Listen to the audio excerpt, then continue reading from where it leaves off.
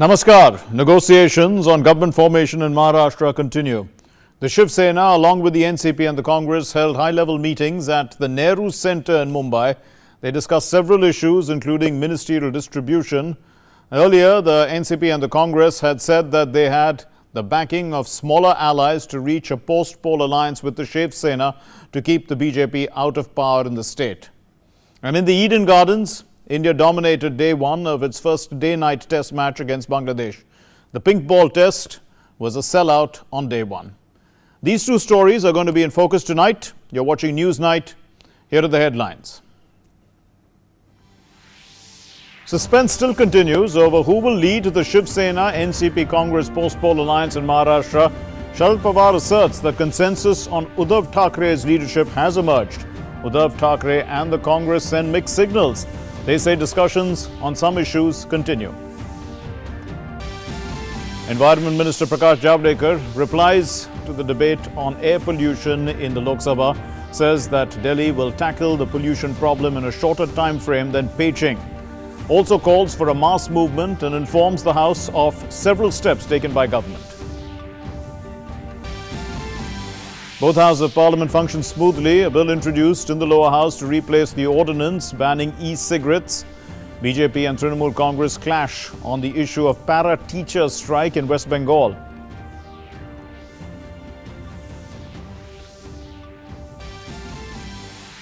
Election campaign picks up pace in Jharkhand.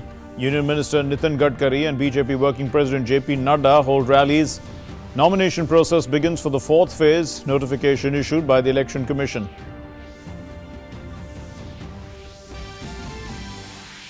Enforcement Directorate interrogates former Finance Minister P. Chidambaram in the Tihar jail in the INX media money laundering case. A Delhi court had allowed questioning of Chidambaram in jail.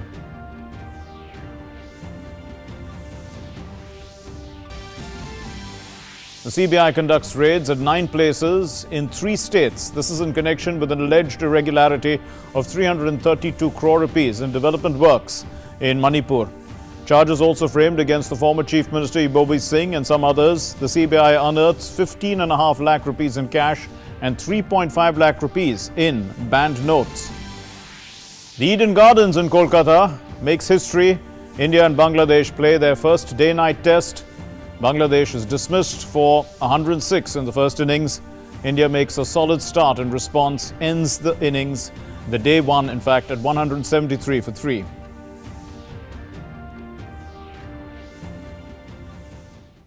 Our top story, a consensus may be emerging that the Sena chief Uddhav Thackeray should lead the Shiv Sena NCP Congress alliance government in Maharashtra, if there is a government, that is.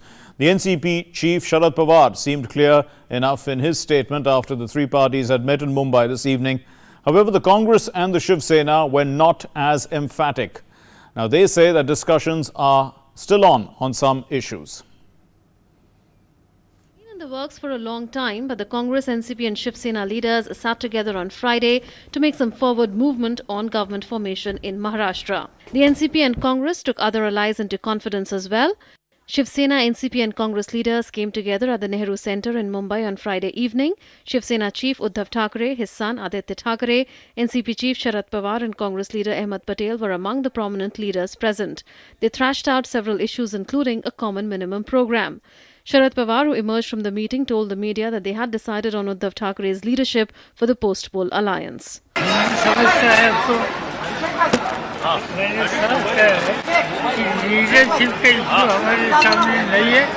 Uddhav Thackeray ji के leadership के बारे में हमारे यहाँ सहमति हुई। However, the Shiv Sena chief Uddhav Thackeray kept his cards close to his chest. He said discussions are still ongoing. सांगतो की आज तिन्ही पक्षाचे ज्येष्ठ नेते पहिल्या प्रथम एकत्र बसले.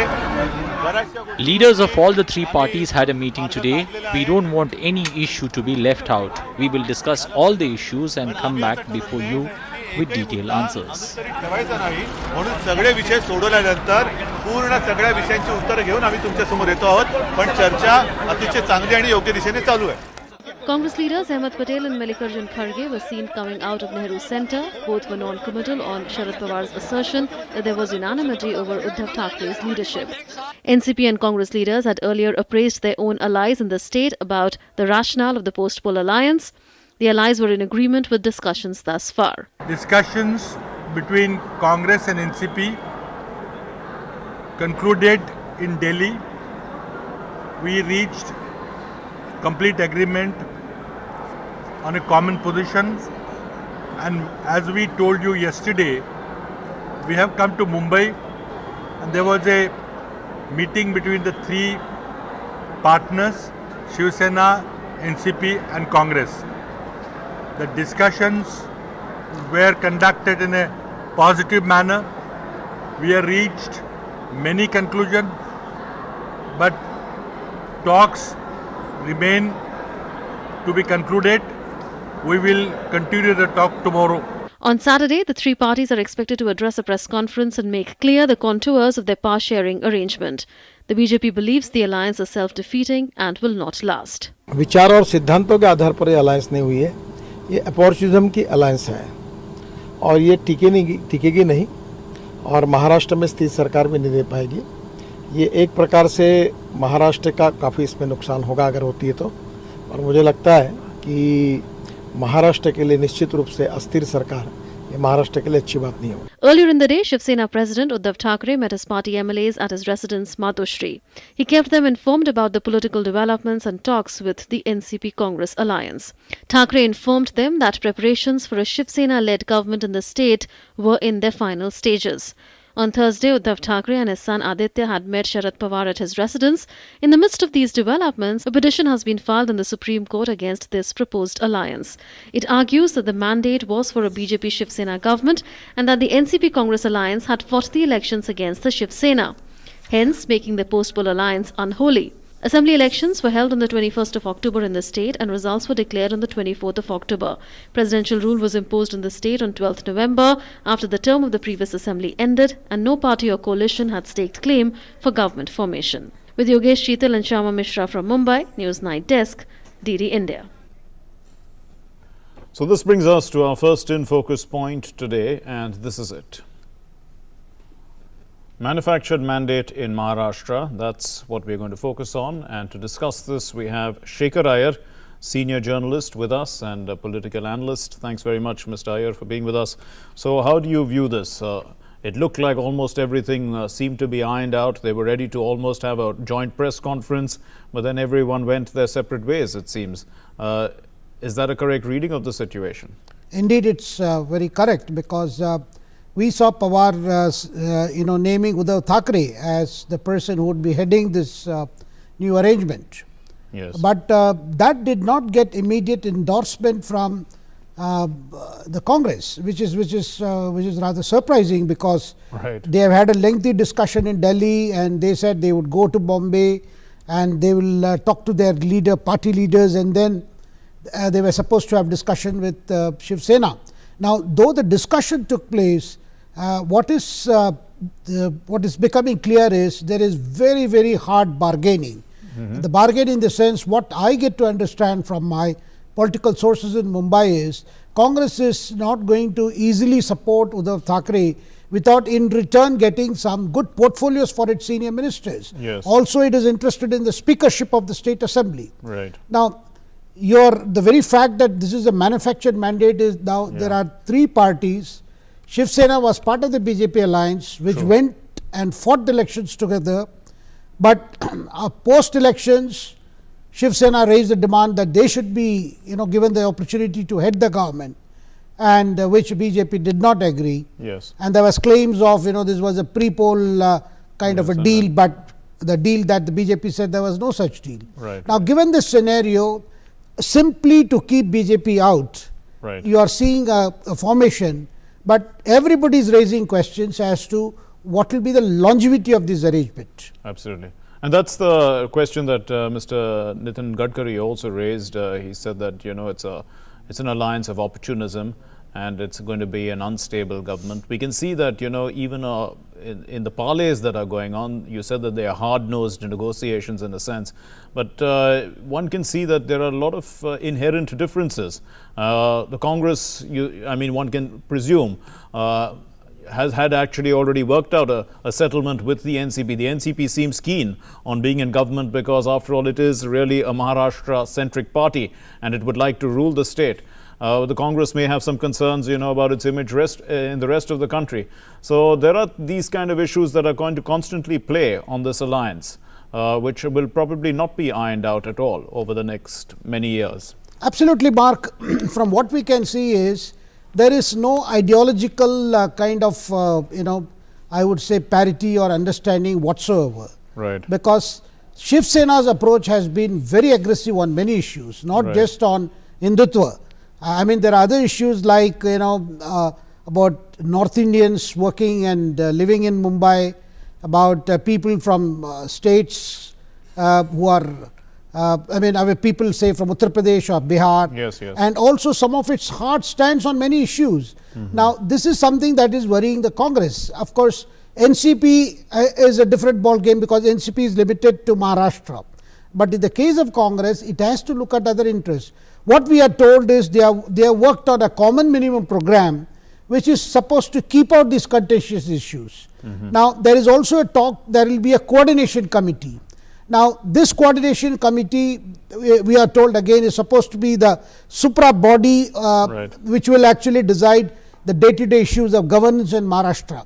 Now, Sure. then what becomes of Uddhav Thackeray? And Uddhav Thackeray himself has never held a position in the government. He will be Yes. the first member of the Thackeray family to become chief minister. So, the journey from Matoshri, which Yes. is the home Yes. of the symbolic home of the Thackeray family, Right. to Mantralaya, where the chief minister's office is located, this journey is fraught with several, I would say, uncertainties. True.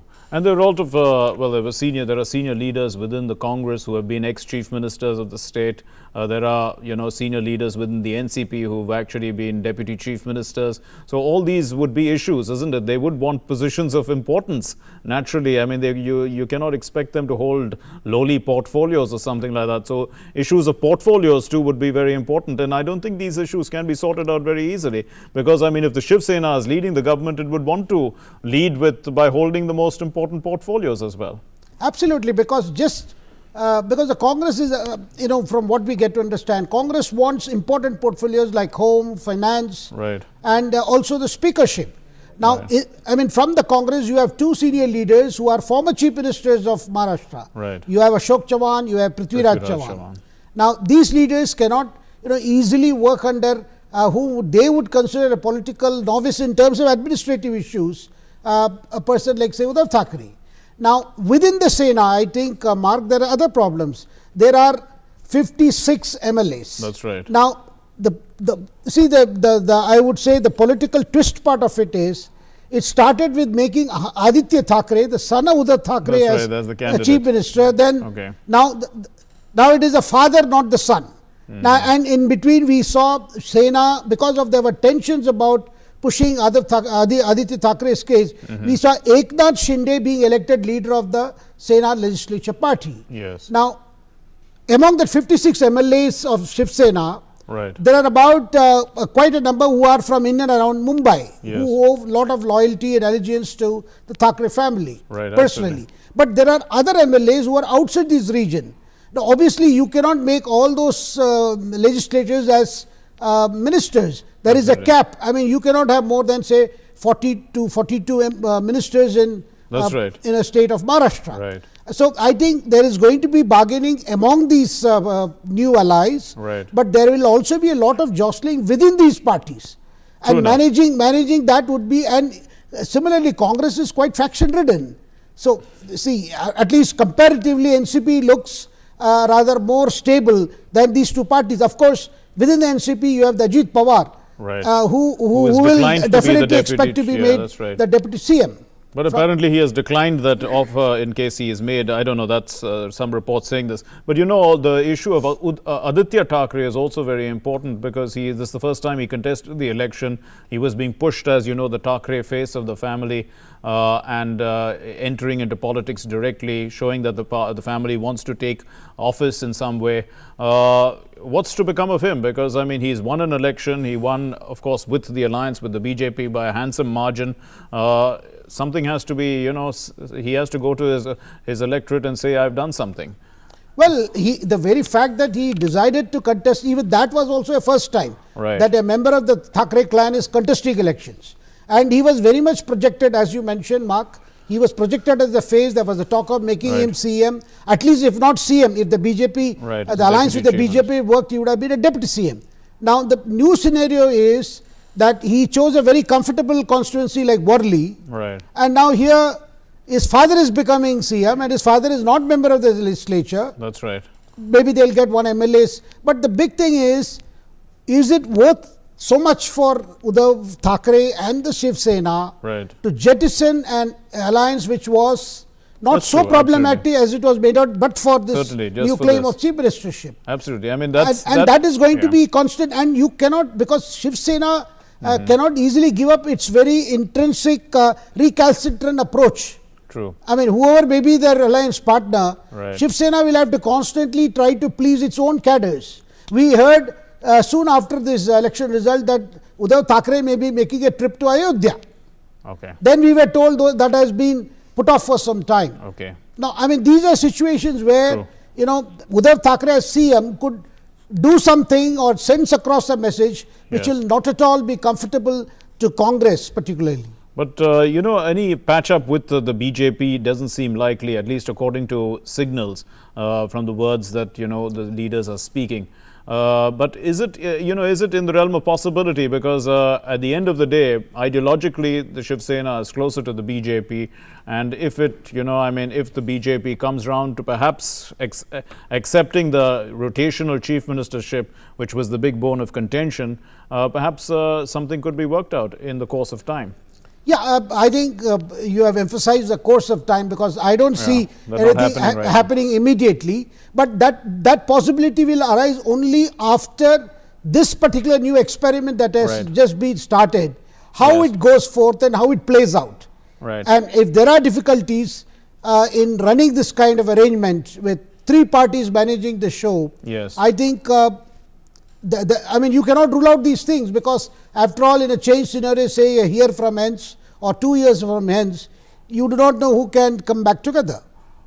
But looking at this particular alliance, if it does work out, the Shiv Sena, NCP and Congress, a lot of senior leaders seem to be involved with plenty of political experience, and they have now, they've reached a consensus that Uddhav Thackeray can lead them.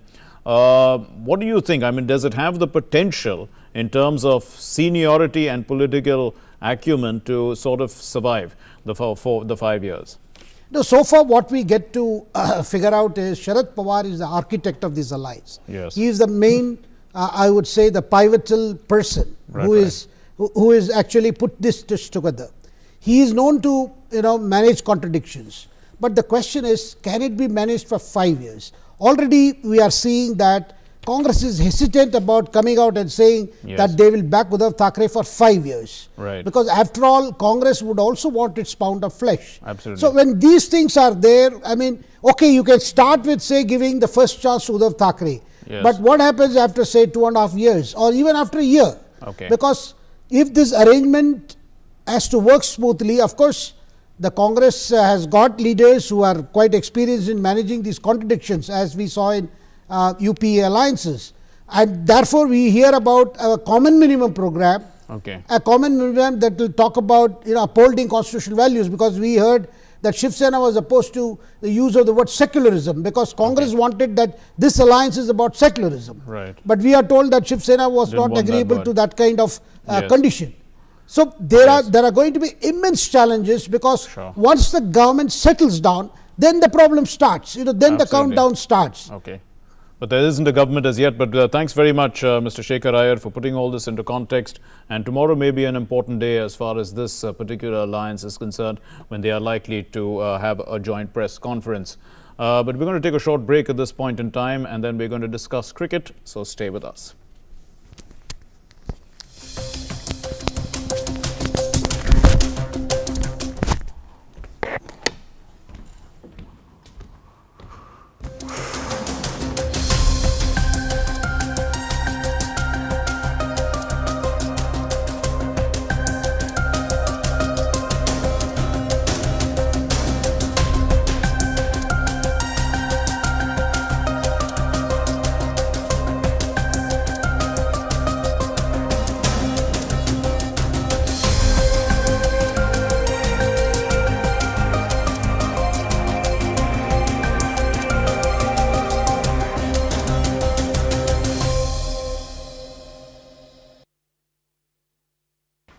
इस गीत के बाद Welcome back. And the iconic venue, VIP guests in India and Bangladesh become the latest entrants to day-night test cricket. This club at the historic Eden Gardens. The Bangladesh Prime Minister Sheikh Hasina and the West Bengal Chief Minister Mamata Banerjee, they were there. They inaugurated India's first day-night test match by ringing the Eden Gardens bell. At close of play, India were in the driver's seat, firmly in control of the second test match, taking a lead of 62 runs. Here's what transpired between the two Asian neighbours in Kolkata. Has witnessed many firsts in the history of Indian cricket. From hosting the first World Cup final outside Lords in 1987 to VVS Lakshman's 281 against Australia in 2001 or Rohit Sharma's 264 of 173 against Sri Lanka, Eden Gardens has seen it all. And once again, Kolkata's Eden was decked in pink for the test match under lights. I'm really excited to come here to Kolkata, and I know that this is going to be a new leaf in Indian cricket's history because this is the first day and night test match. Great effort by Saurav and the rest of the team at the BCCI. I think without a great team effort, this would not have been possible. This is something which is going to be completely new to our Indian audience, and I'm sure they're going to enjoy every moment. And Kolkata is known for that, to make these type of events grand and special. So I'm looking forward to it today, and let's go out and enjoy the game. A special by-man Bangladesh Airlines flight carrying Prime Minister Sheikh Hasina and her entourage landed at the NSC Bose International Airport amid tight security. Amid tight security, the Bangladesh Prime Minister was then taken in a ceremonial motorcade as former greats of the game were invited. PM Sheikh Hasina met the players of both teams before the start of the historic match at Eden Gardens. Fans thronged the stadium to be a part of history. Both the leaders inaugurated India's first day-night test by ringing the Eden Gardens bell just before the start of play at 1 p.m. Indian bowlers helped the host stage a comeback after Bangladesh opted to bat first. Pacers dominated the show with the pink ball as Ishant Sharma snapped up a 5-wicket haul. This was his 10th 5-wicket haul in Test cricket. Umesh Yadav picked 3, while Mohammad Shami picked up 2 wickets. Shadnam Islam top scored for the visitors, contributing 29 runs with the bat. 8 Bangladeshi batsmen failed to find a footing and were back in the pavilion in single digits. In reply, India got off to a cautious start. Mayank Agarwal was the first wicket to bowl for 14 runs, while Rohit Sharma failed to get going and fell for 21. Cheteshwar Pujara and Virat Kohli then built a partnership to help India surge ahead and take a lead, chasing down a Bangladesh first innings score of 106. Cheteshwar Pujara and Virat Kohli came in the middle, and the duo without any further hiccups helped India cross the 106-run mark to take the lead. Pujara completed his half-century and fell for 55. Virat was quick to follow, reaching the 50-run mark for the 23rd time in his test career. India are firmly in the driver's seat in the test and will look to consolidate on day 2 in Eden. Gaurav Kumar's report, DD News, Kolkata. Surprise delivery to Ajinkya Rahane. They had a slip fielder. So let's try and understand what this day-night test cricket is all about. Pink ball test cricket. Let's look at this fact sheet. So what happened? It started, in fact, in November of 2015. November of 2015, that was the first day-night match, test match between Australia and New Zealand. Australia won that test match. In fact, Australia is the 11 day-night test matches have been played till date, and there have been 11, as we said. Australia has played 5. They won all 5, so they won the first match as well. And Sri Lanka has played 3 and have won 2. Pakistan have played 3 as well. They won 1. And England also have played 3 matches and won 1. Australia has been very dominant in this form of cricket. New Zealand have played 2 and won 1. South Africa have played 2 and won 1. And the West Indies have played 3 and lost all the games that they've played. So this is the first day-night test match between India and Bangladesh that's going on currently at the Eden Gardens. Now, what is the whole novelty of this? Floodlights, of course. They have always increased attendance across all formats of the sport, and this happened right from the time of Kerry Packer. But you know, Test cricket in India is the latest to come under floodlights, and what happened as a result of that? The first day of the Kolkata pink ball test saw a sellout crowd. So definitely this works for at least the spectators. We're going to take another short break, and when we come back, we're going to discuss this with a guest in the studio. Stay with us. मन की बात। माननीय प्रधानमंत्री श्री नरेंद्र मोदी भारत की जनता से साझा करेंगे अपने मन की बात रविवार 24 नवंबर सुबह 11 बजे। आकाशवाणी के सभी केंद्र सभी चैनल इसे प्रसारित करेंगे एक साथ ही इसका प्रसारण दूरदर्शन के national news, DD Bharati, DD India, DD Urdu और डीडी किसान चैनल पर भी किया जाएगा। तो याद रखें, रविवार 24 नवंबर सुबह 11 बजे मन की बात। A quick look at the day's top news. 100 big stories from across the country and the world in just 30 minutes. Watch Express News Monday to Friday, 7 p.m. only on DD India. मन की बात। माननीय प्रधानमंत्री श्री नरेंद्र मोदी भारत की जनता से साझा करेंगे अपने मन की बात रविवार 24 नवंबर सुबह 11 बजे। आकाशवाणी के सभी केंद्र सभी चैनल इसे प्रसारित करेंगे एक साथ। इसके अतिरिक्त दूरदर्शन के YouTube चैनल और प्रसार भारती के ऐप न्यूज ऑन एयर पर सजीव प्रसारण लाइव स्ट्रीमिंग के माध्यम से। तो याद रखें, रविवार 24 नवंबर सुबह 11 बजे मन की बात। दिन भर की And this leads us to our second in focus point for tonight, and this is it.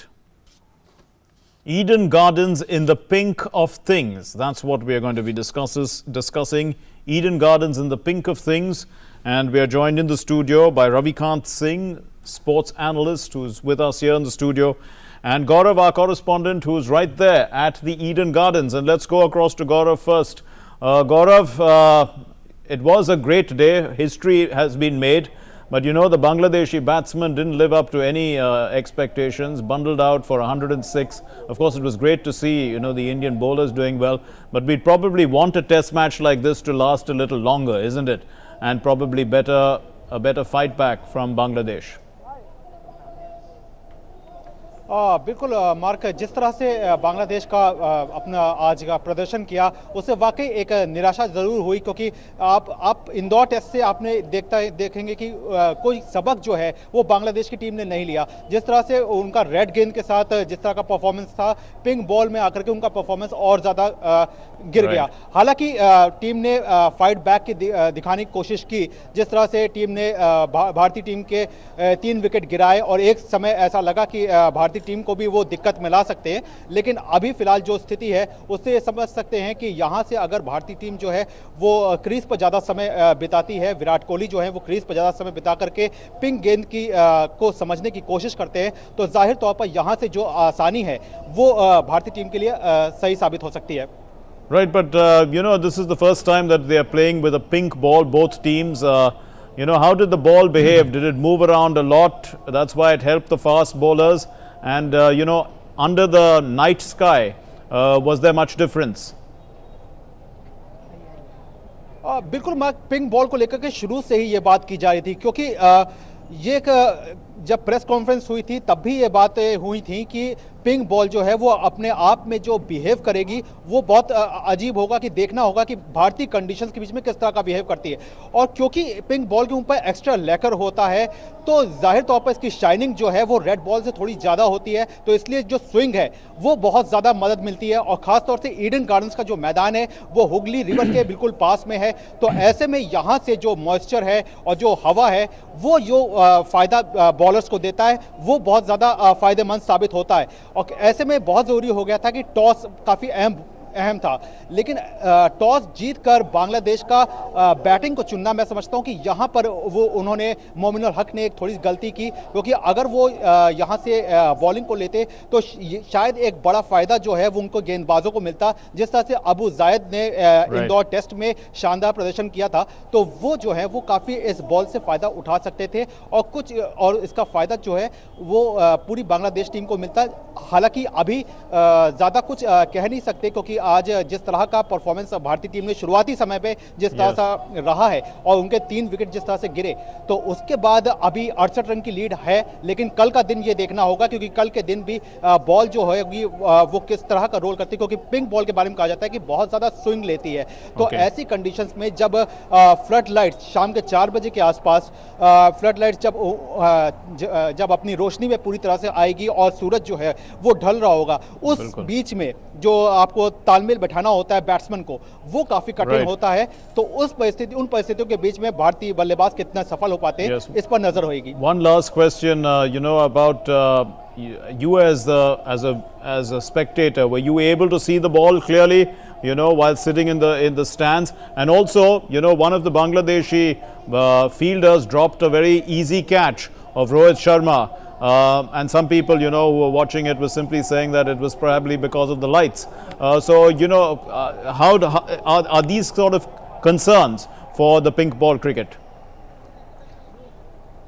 बिल्कुल मार्क, कुछ यही सब कुछ कंसर्न्स हैं, जिस तरह से फ्लड लाइट्स के अंदर किस तरह का बिहेव करेगी, क्योंकि ये मैच शुरू होने से पहले भी ये बात कही गई थी कि कुछ ना कुछ जो समस्याएं हैं वो सामने आएंगी, लेकिन किस तरह से बिहेव करेगी, अब ओस है जैसे ड्यू जो फैक्टर है उसमें वो किस तरह से बिहेव करेगी बॉल, ये सब भी देखना था। लेकिन एक शुरुआत कहीं ना कहीं से एक होनी थी, तो उस शुरुआत को कहीं ना कहीं जो भारतीय क्रिकेट ने शुरुआत कर दी है। और जाहिर तौर पर आपको ये भी देखना होगा कि किन महीनों में आप डे नाइट टेस्ट जो है वो खेल सकते हैं, जो कि आपके लिए सिचुएशन जो हो वो आपके लिए इजी हो, क्योंकि विराट कोहली ने खुद भी कहा था कि बॉलर्स के लिए बहुत फायदेमंद है, बैट्समैन के लिए थोड़ी चुनौती है, लेकिन साथ ही साथ फील्डर्स के लिए पिंक बॉल को के साथ फील्डिंग करना वो काफी कठिन है, क्योंकि ये थोड़ी हार्ड ज्यादा है। और हार्ड इसलिए है क्योंकि उसमें एक्स्ट्रा लेकर की गई है, एक्स्ट्रा लेकर है तो उससे शाइनिंग की बरकरार रहे, लेकिन वो जो है उससे हाथ में जो सीधे आ रही है बॉल, वो थोड़ा सा कहीं ना कहीं परेशानी बन रही है।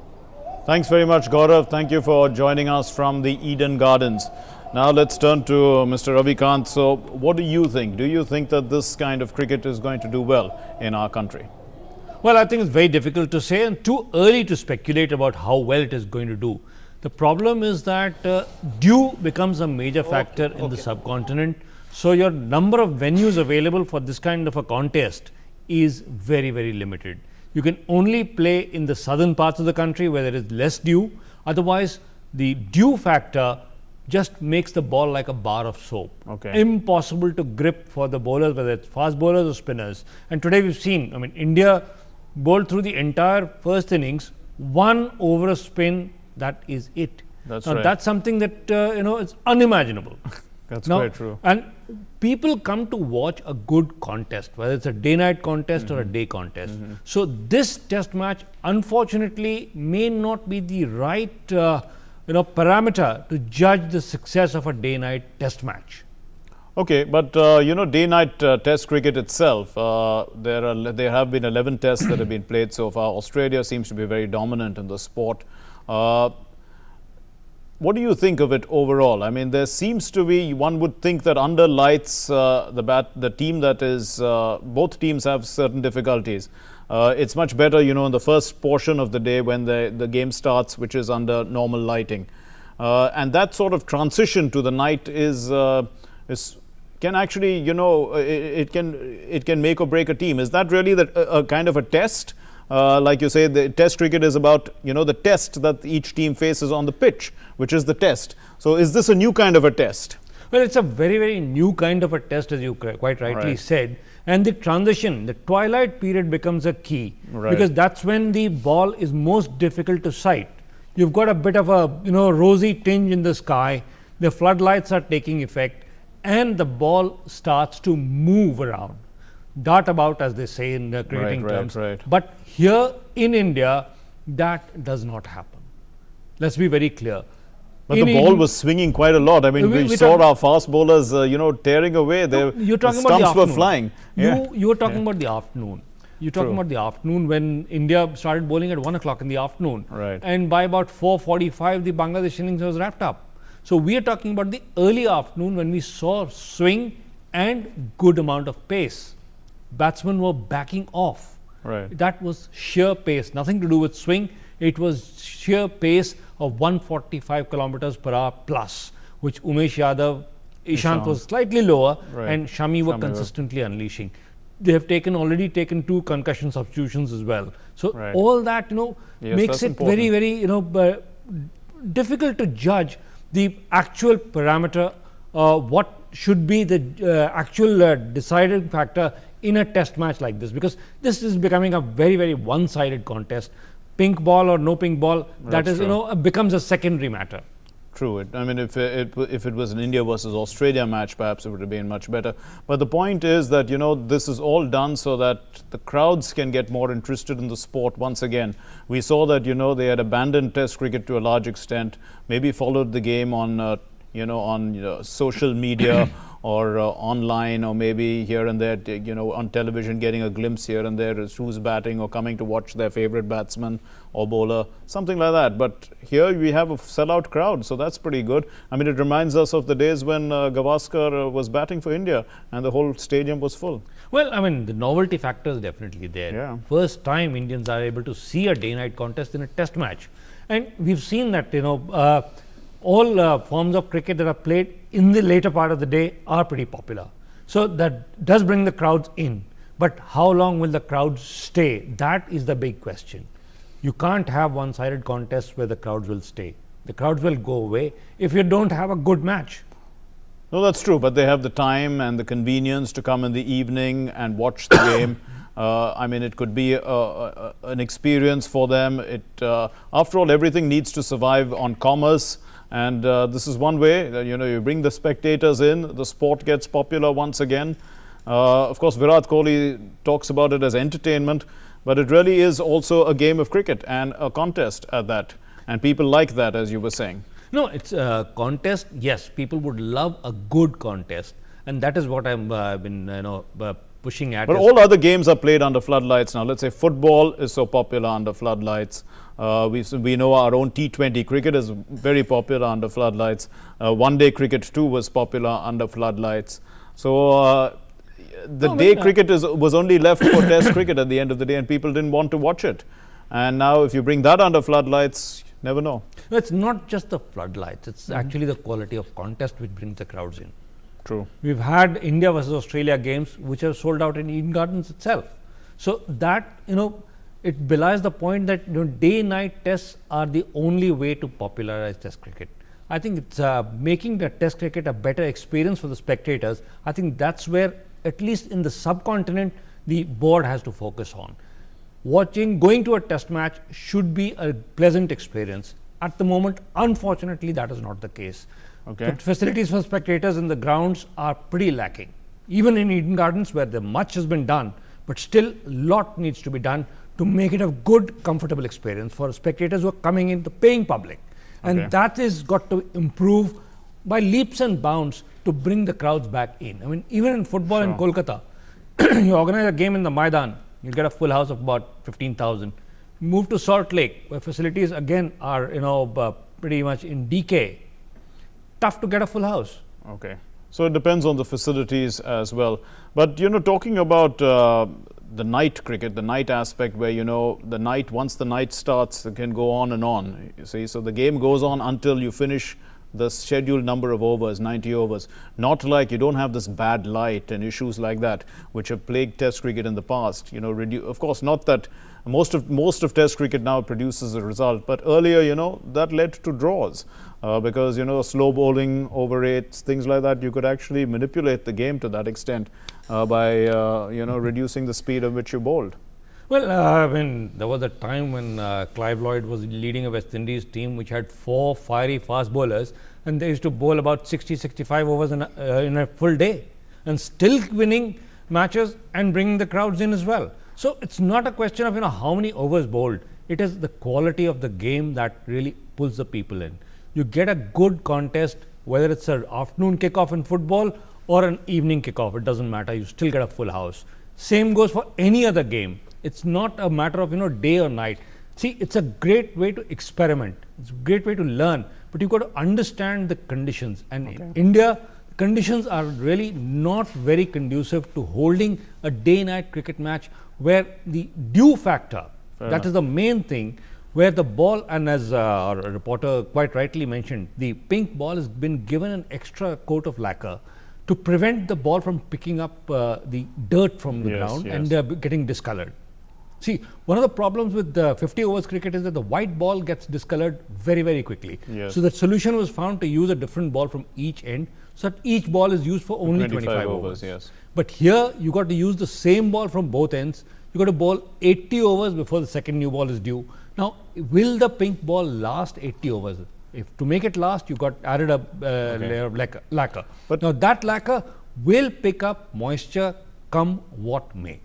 And the moment it becomes wet, A, it stops swinging, B, it's impossible to hold, and batsmen also find very difficult to time that shots. But so everything goes haywire. It's not only a batsman's game, it's a bowler's game, it's a fielder's game. So let's look at all the three departments. Do you think, they can all benefit from this form of cricket? Because we saw today that, people like Ishant Sharma, who probably struggled to some extent in regular test cricket, despite being a great bowler. I'm not saying that he was not. But, he really charged in and, 5 for 22? I mean, that's like one wouldn't expect this. So you see, the bowlers have something which is pretty good. And the batsmen who can survive, we saw that Virat Kohli is batting very well with a 50-plus score. So, there are things for everybody. And perhaps good fielding too. We saw some good catches in the slips, so everything is there. No, everything was happening, but unfortunately, everything was happening for India. That is the problem. That, Indians were taking the catches, Indians were flying about, holding those. I think Mayank Agarwal got out to a good catch. He got a good catch, but that was the only thing that I think Bangladesh did right in the entire day. They dropped a sitter to let Rohit Sharma off the hook. You can blame the floodlights to some extent, but then the ball is coming at you, and the pink ball, how difficult it is to spot, the fielders can only corroborate that, because we are looking at it from outside the ground. Inside the ground, how much does the floodlights affect that is impossible to judge sitting outside. And so maybe all test matches need not be played under floodlights, but perhaps, one or two in a series could probably be so. That could be the case. Right. Okay, we'll leave it there. Thanks very much, Mr. Ravikant Singh, for being with us in the studio. We are going to now move on to our next story. Well, the Bangladesh Prime Minister Sheikh Hasina thanked India for the special relationship that it has with Bangladesh, and she said that her country will always remember the role India has played during the liberation war. She also wants friendly and cordial relations between the two countries to continue and flourish. Let's listen.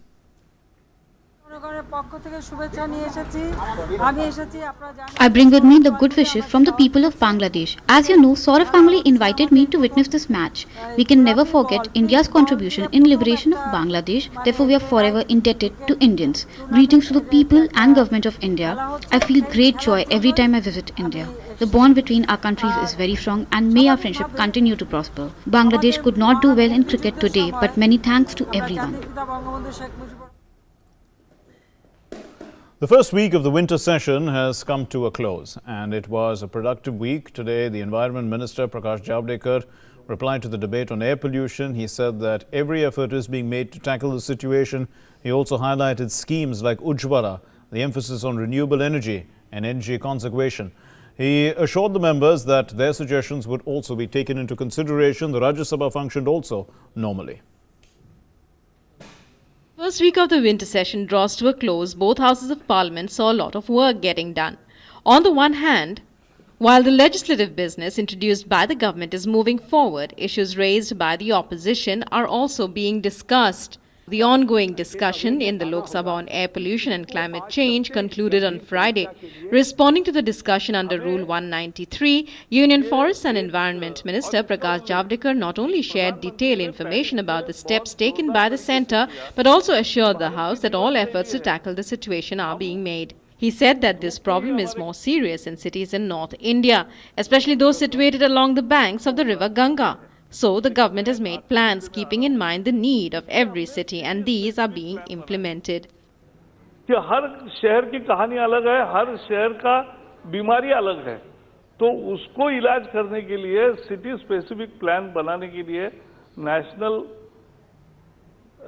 Clean air programme तैयार किया और national clean air programme के तहत यहाँ से पैसे भी दे रहे, गाइडेंस भी दे रहे, हर सिटी का प्लान अलग हो रहा है, स्मार्ट सिटी में भी, अमृत में भी सभी रिसोर्सेज से पैसे उसमें डाल रहे हैं ताकि हर शहर का प्रदूषण कम हो, ये उसकी कल्पना है।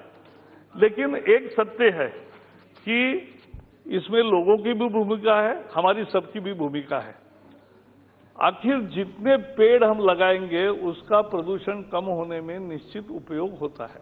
The Environment Minister said that not only has the forest area in the country increased over the last few years, schemes like Ujjwala, distribution of LED bulbs and expansion of metro has also helped in reducing pollution. The minister called for a mass movement to tackle pollution and climate change. He said that the government would take into consideration the suggestions made by members of various political parties in this matter. Prakash Javadekar said that on the instructions of Prime Minister Narendra Modi, the government is emphasizing on renewable energy, and by 2030, 40% of the country's energy needs will be met from there. मुझे पूरा विश्वास है 2030 तक, 30 से पहले ही हमारा energy mix में 40% solar, wind, biomass energy का सब रहेगा. Earlier, in response to a question about single-use plastic during the question hour, Prakash Javadekar said that he has called a meeting of the environment ministers of all states to come up with an action plan to tackle plastic waste. In the afternoon, a bill was introduced in the Lok Sabha to replace the ordinance banning electronic cigarettes. Respected sir, I rise to move for leave to introduce the prohibition of electronic cigarettes production, manufacture, import, export, transport, sale, distribution, storage and advertisement bill 2019. Lok Sabha witnessed heated arguments between Treasury and opposition benches when BJP MPs from West Bengal raised the issue of parrot teachers' strike in the state. Raising the issue, BJP MP Locket Chatterjee alleged that West Bengal Chief Minister is a mute witness to the complete breakdown of law and order in West Bengal.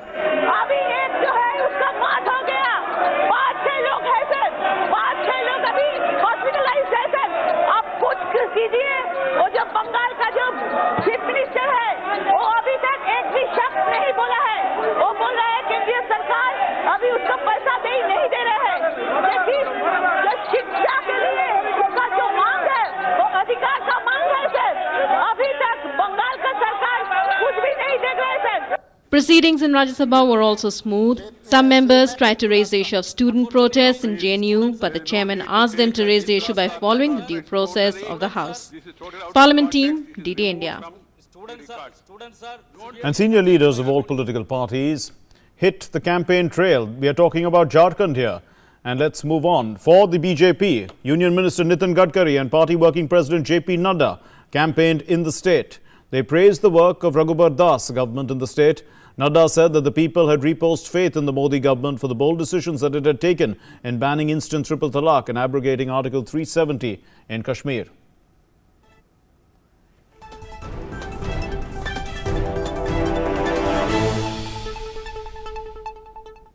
The assembly polls is gaining momentum in Jharkhand. Friday saw leaders of the state's ruling BJP on the campaign trail. Party Working President JP Nadda and Union Minister Nitin Gadkari addressed rallies. Praising the Raghubar Das government for its developmental work in Bishrampur, Palamu, he said the election of a BJP government had speeded up development work in the past 5 years, and this would continue if the BJP was re-elected.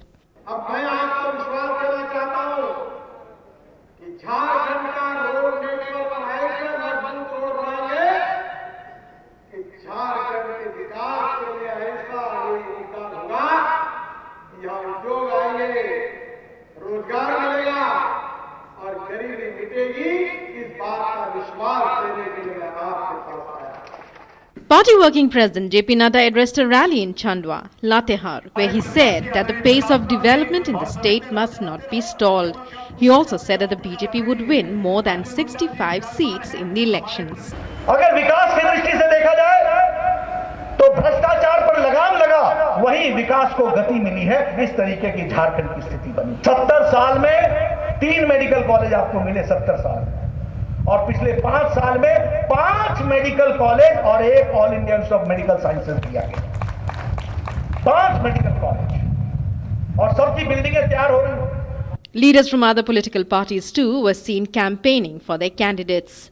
Meanwhile, the notification for the fourth phase of elections has been issued and the process of filing of nomination papers for 15 assembly seats began on Friday. Filing of nomination for this phase will end on the 29th of this month, while scrutiny will be taken up the next day. The last date for withdrawal of candidature will be the 2nd of December. The 81-member Jharkhand Assembly will go to polls in 5 phases between the 30th of November and the 20th of December.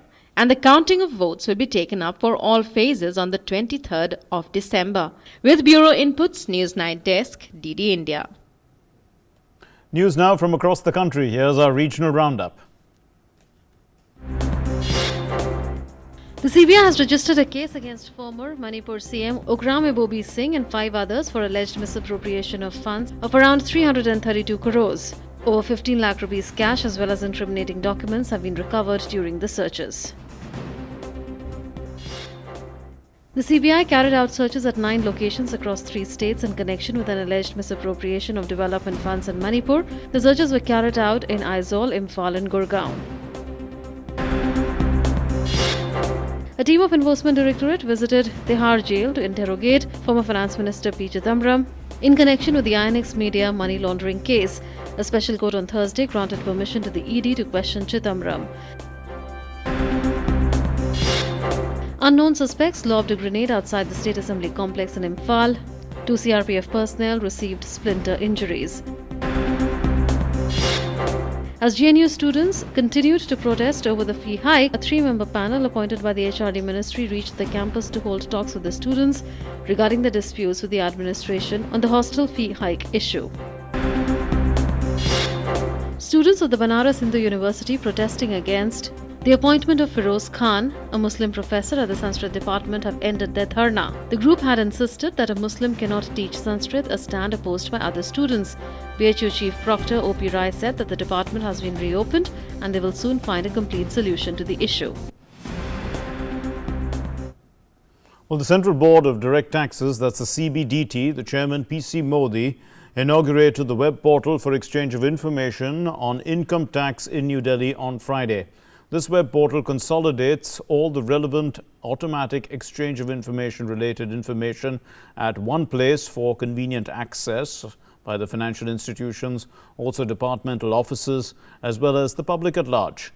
And this portal would be a repository of the policy and technical circulars, also the guidance notifications issued by the CBDT. Addressing that function, the CBDT chairman said that India is committed to the exchange of financial account information automatically under the Common Reporting Standard on automatic exchange of information that will benefit India as well as other countries. Let's listen. India is committed to the exchange of financial account information under the automatic route under the Common Reporting Standards. So today what we have launched is a website in our Income Tax India portal. A section has been placed where all the stakeholders can get the relevant information regarding the automatic exchange of information. Moreover, this particular website will now offer the information to the other countries with whom we have this treaty for automatic exchange of information. Well, on the sidelines of the 50th edition of IFFI, our correspondent had an exclusive conversation with the international star and Golden Globe awardee Jonathan Rhys-Meyers. And Jonathan, in fact, who started his career in his teens as an actor, said that filmmaking is not a job, but it's a vocation. And while recalling his experiences while working in a Bollywood film, Bend It Like Beckham, he said that he had a great time with the film of that crew, and he also would love to work with Indian cinema once again.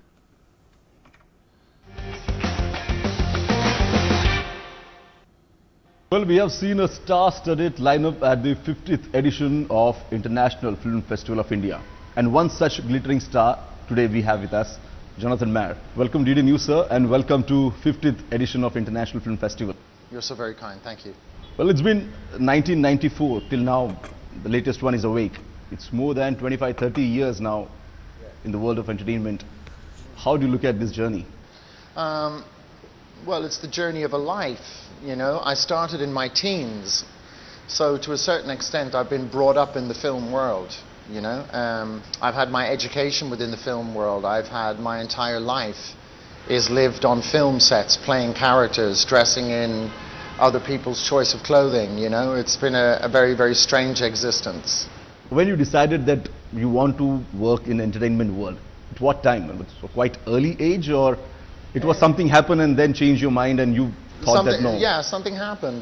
You know, I was just, it happened organically. You know, when I was 15, you know, a couple of situations arose that allowed me to sort of like do some auditions, and I thought, you know, I could make some money and travel. And so that was originally it. I didn't plan it to be sort of like an intense career, you know, because to be a filmmaker is not so much a job. I mean, sometimes it is, obviously, because it's work.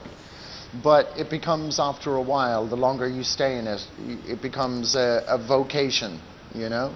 You feel compelled, you know, to perform. We'll just move to the character now that you've played. We have seen you in a different character, of versatile characters. You don't hesitate to play a villain. You don't hesitate to play a psychopathic guerrilla fighter. What exactly, you know, when you adopted this kind of characters, do you feel any kind of a challenge? Do you see into it, or how do you look at it?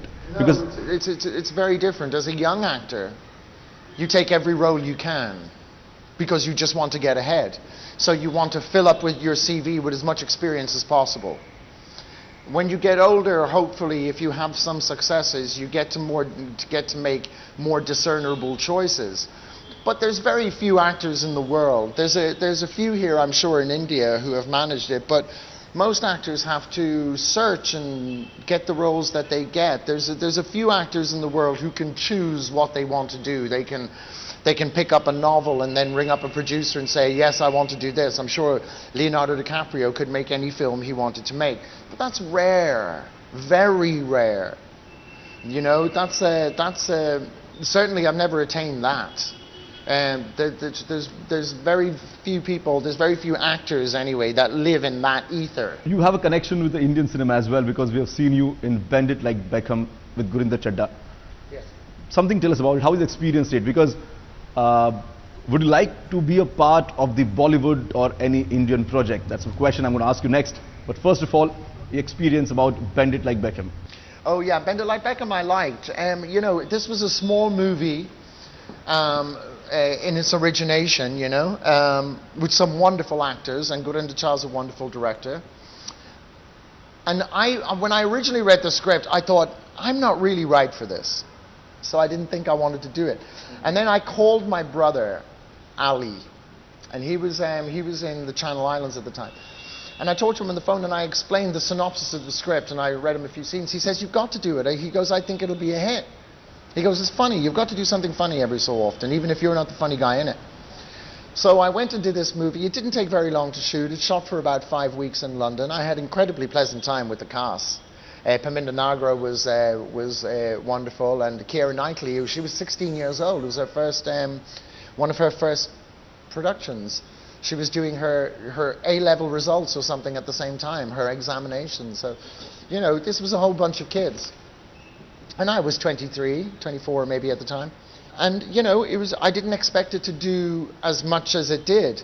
It had luck, I suppose. Had a lot to do with it, but it's an incredibly charming film with incredibly charming performances, and it says a lot to the human spirit. Absolutely. Does that mean that you're going to appear in any Indian project if you get a chance in future? Yeah, well, I have worked also with Meera Nair when I did Vanity Fair. Meera Nair, who did Monsoon Wedding, which I really liked. Yes, well. But yes, of course, I'd love to do a film in India.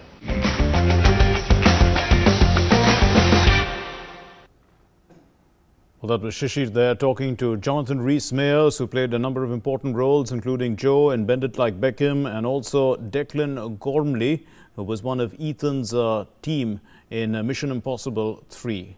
And that's it for tonight. Thanks very much for being with us. Namaskar.